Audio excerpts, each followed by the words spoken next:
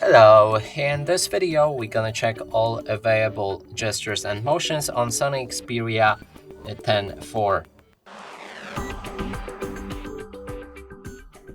To do this, first we'll need to open our settings. Inside, scroll all the way down and find gestures inside the system. Then the first one is Side Sense. When activated, you should get this bar on the right side of your phone, and you can call out your dashboard. That way, adjust or edit any functions on your phone by quickly accessing it like that. And then another one is Jump to Camera by pressing the power button twice. Next one is Navigation Mode. Here you can choose how to navigate your phone, either by gestures or three buttons.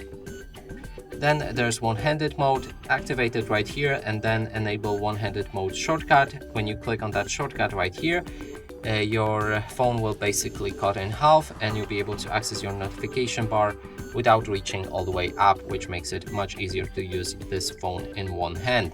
Then there's the power menu. You can switch between power menu and digital assistant by holding a power button for a few seconds.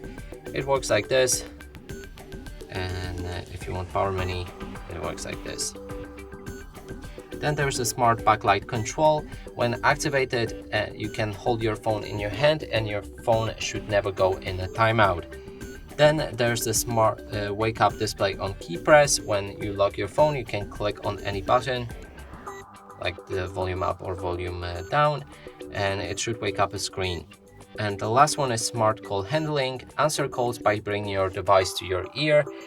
Reject calls by shaking your device, and turn off a ringtone by flipping your phone screen to the table.